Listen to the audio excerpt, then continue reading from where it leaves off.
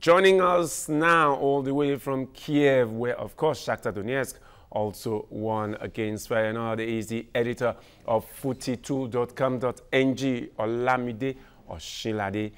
Glad to have you join us, Olamide. Thank you very much. It's a nice time. It's nice to have you again.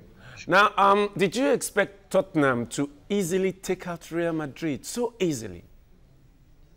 Well, given the crisis, in Real Madrid, they lost their last match in La Liga, and then they were out of form coming into the Champions League to face a Tottenham team that is full of form and pace and very sharp in time. It was definitely, you can't just analyze that they're going to lose the game just like that, or Tottenham was going to win, because it was supposed to be a tie that was going to have so many sides to it. Well, the positive came out of it. No one would have expected Tottenham to win at Wembley. The North London team, they did their best, and Dele Alli stole the game. He became the star of the night and put Real Madrid and sent them back to Spain without nothing. What did Madrid do wrong on the night? Well, Madrid, Zidane himself, I don't know, he just committed players to attack, and that's not what he should have done. He considered the first goal, and seeing that Tottenham, they were breaking out on counter attack for his side, he kept on pushing his team, to go and attack and try to get a goal. Whereas he should have disciplined his defenders, and given the fact that Carvajal isn't present, he kept on pushing them forward. And you see on the counter part, the counter side, whenever Tottenham had them on the counter, it was the midfielders that were running behind, to try and cover up their goalkeeper. And with the pace of Dele Alli and Harry Kane and Christian Eriksen, they were able to overcome them very easily. And that is really bad. That's what he should fix in his next game. Well, you mentioned crisis. Now, 2 successive defeats. Is there a crisis? 2 successive defeats to maybe what you call small teams. Girona, newly promoted to the La Liga, and now Tottenham Hotspur.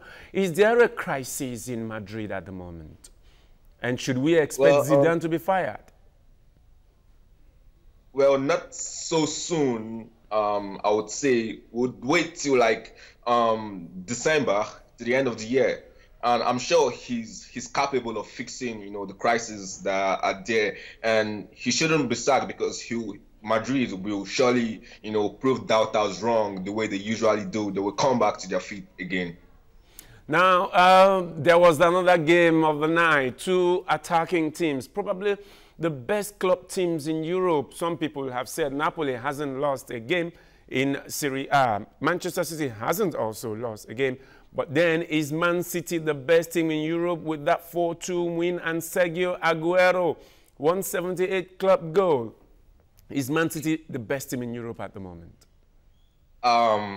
It's arguably they can be called the best at the moment, because, to me, they cannot be called the best, because right now they are scoring goals, but they are conceding lots of goals too, and that's not good to be called the best team. For you to be called the best team, you have to be able to score goals and concede very less, just like PSG. They haven't considered any goal in the Champions League this season, and they have scored 17 goals.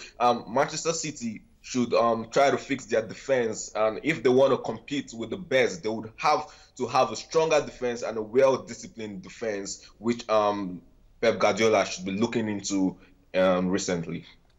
Away from the Champions League now, but before I take you away from the Champions League, the game in Shakhtar, in Donetsk, where you are, how did the fans take Shakhtar's victory over Feyenoord? It was expected, wasn't it? Yeah.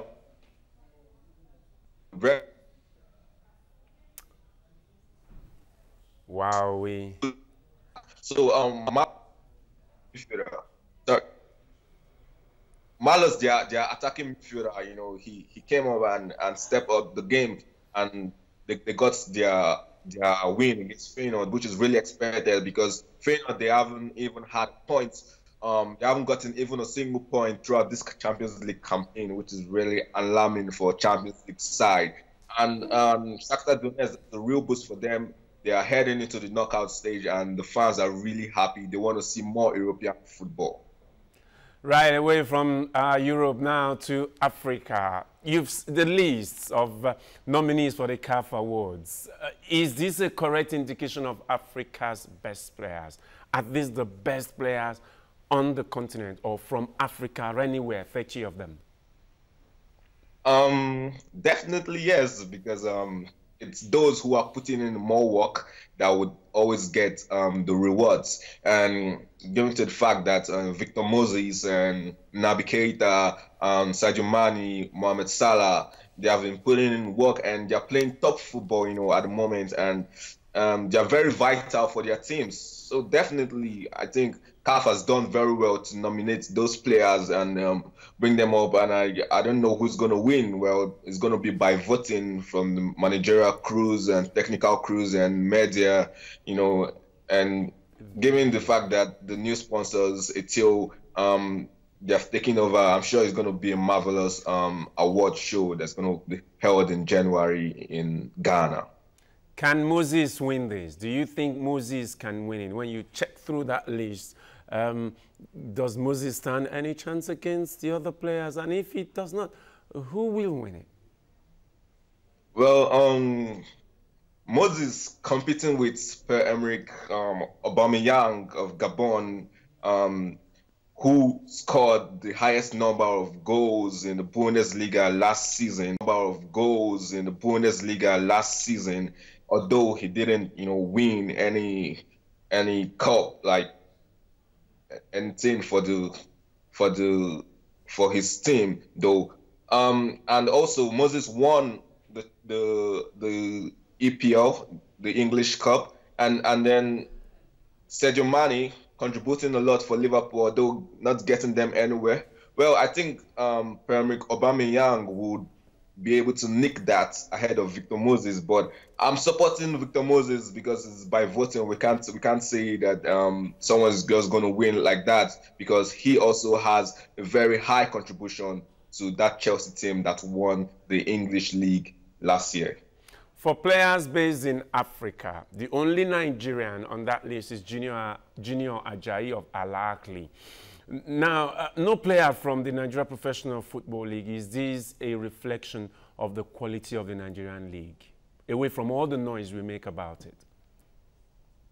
Well, let me say that, first of all, it's alarming because in the Nigeria Professional Football League, like, we are not building our players' image. We are not building the confidence of our players to that level where they would be willing to even stay, and try to build and make more contributions. They should be inspiring many people, being the giant of Africa and one time the best league in Africa and even the 24th best league in the world. We should be producing more players, helping our players to stay, not always selling our best players out there to Europe. Try to convince some of them to stay, and that's the reason why most of the players on that list, the only Nigerian is even playing for an outside team, Al Ahly. So that's it. That's how we can say our league is not that strong, but I think we are getting there, and with the right people.